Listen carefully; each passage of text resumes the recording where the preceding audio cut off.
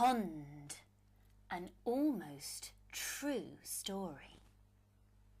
The elements that mix together and make this story are several, and although each one on its own might not seem to have much point, if any one of them were missing, then this almost true tale could never have happened. Element number 1. The main person in this story, Polly Pinton, 3 N's. 9 years old and so full of dreams they pop out of her ears 3 times a week and float away to make room for new ones. Element number 2. Polly Pinton's yearning, burning desire to have a garden with a pond in it. Element number 3. The Pinton family's recent move to a slightly bigger house. The slightly bigger house has a slightly bigger garden.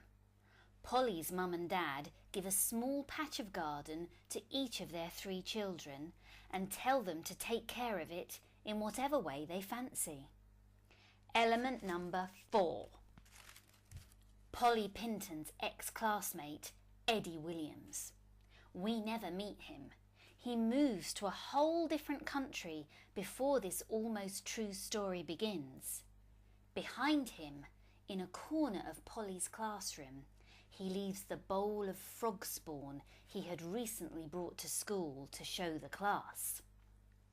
These are the 4 vital elements, and this is the almost true story they create. Listen. It was a cool but sunny Sunday noon in springtime. Polly Pinton had spent an hour or so trotting up and down the longish, thinnish garden, helping Luke Skywalker fight and generally defeat various villains of the Galactic Empire far, far away. She was now kneeling in front of her personal patch of garden, panting slightly and deep in thought. She had put some rocks in her patch, so officially it was a rockery. She had flung some seeds onto the earth there, so it would soon be, officially, a flowering rockery. She had made a plaster of Paris mouse wearing a long skirt and apron and stood it next to one of the rocks, so, officially, it was a soon-to-be flowering rockery grotto. But Polly Pinton was not satisfied. The gentle spring breeze carried an intoxicating sound to her ears. It was the sweet sound of trickling water, wafting over to her from next door's newly installed fish pond. Polly had wanted a pond for as long as she could remember being alive. She had stood at her bedroom window, gazing down at the men building the pond in next door's garden. They had dug a big hole in the earth, and in it they had put a giant blue plastic pond-shaped tub. That's to hold the water, Polly had explained to Dotty, her little sister. Otherwise the water will leak into the mud and disappear. Dotty said, "Will it?" and Polly said, "Yes." Polly stood up, waved goodbye to Luke Skywalker and some other see-through people, and went indoors. Her mum was making a rhubarb crumble in the slightly bigger kitchen.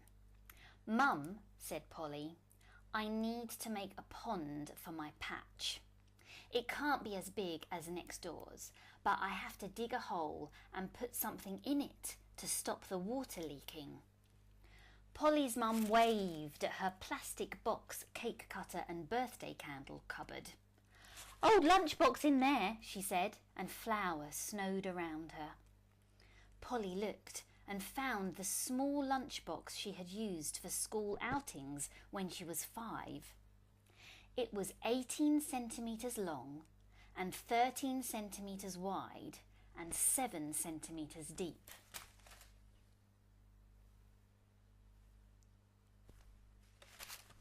It's the perfect size, she said. It's orange, though. Polly's mum looked at her. OK, said Polly, and took the lunchbox. She dug a lunchbox-size hole in her patch of garden, put the orange lunchbox in it, and filled it with water from Dottie's red and yellow plastic watering can. Polly sat at her desk at school the next day. She listened to Mrs. Dawson telling them that it was the last week before the holidays, so there was quite a bit of classroom tidying and clearing up to be done. Artwork had to be gathered and taken home, that kind of thing. And yes, said Mrs. Dawson, now that Eddie Williams has left us, we need to find someone who can take his frog spawn home with them. Hands up, anyone who has a pond. Polly Pinton's eyes darted around the room. It seemed that very few of her classmates had ponds, and the ones with their hands up were well known for being naughty or unreliable or dopey in a zombie kind of way. Polly was none of these things. She worked quite hard, had sensible ideas, and knew how to speak in complete sentences. She thrust her hand in the air, pulling a muscle near her ribs as she did so. Relief swept across Mrs. Dawson's teachery face. Polly, I didn't know you had a pond. At our new house, Polly nodded. She felt hot and giddy. Mrs. Dawson smiled.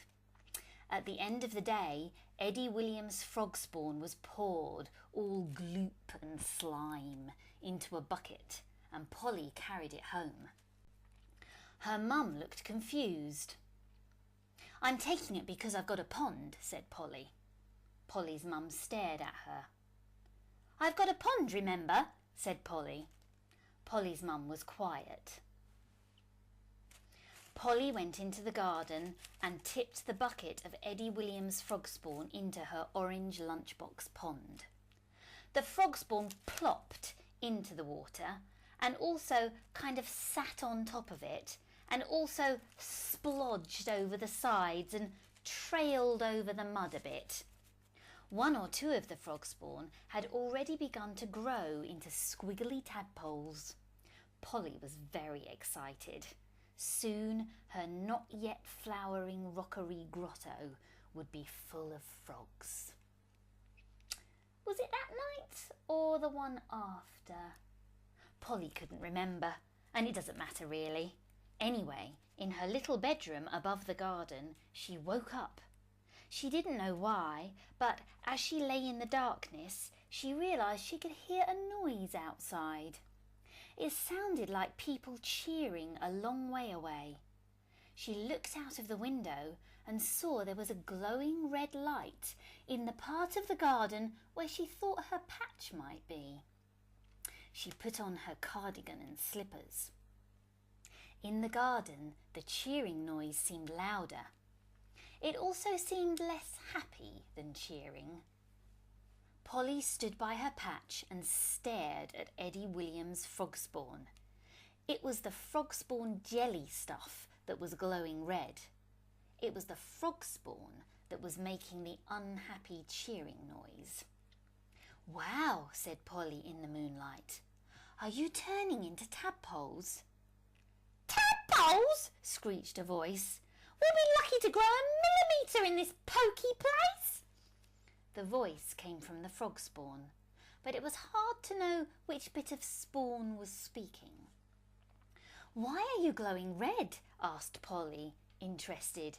Because we're flippin' furious, you stupid great bat, said the frog spawn, and it hadn't finished. What were you thinking, sticking us in here? We're supposed to be in a pond. This isn't a pond, it's a small plastic box for sandwiches. Polly felt her lip tremble. Eddie Williams' frog spawn was right. She didn't have a pond in her garden. She had a lunchbox, and she pretended it was a pond. Real life hit her smack in the face. I'm sorry, she said tearfully. I just had a dream. The frog spawn's voice softened. We all have those, sweetheart, it said, and ours is to grow in a space bigger than a puddle. Polly nodded. She found the bucket and managed to scoop the frog spawn back into it. Then she crawled through the bushes into next door's garden and tipped the frog spawn into the big new fish pond. Hope that's better, she said. Grow well. You too, said the frog spawn, now back to its normal colour. Keep dreaming, sweetheart. One day your pond will come. This is an almost true story, not a fairy tale. So I have to tell you that Polly Pinton's pond has not come yet. Nor did the seeds in her patch grow very well. But Eddie Williams' frog spawn did. They grew into a fine group of frogs, and from then on, twice a year, they went on a mini break to Polly's unflowering rockery grotto and paddled, one at a time, in her small plastic box for sandwiches.